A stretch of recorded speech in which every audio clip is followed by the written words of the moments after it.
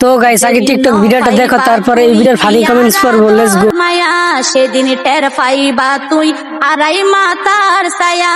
तो चलिए शुरू करते हैं। তাই তো বলি, তোমার উপরে তালা এত বড় কে? সঠিক বলে। এত বড় কেন? কাছের চেয়ে ফল বড়।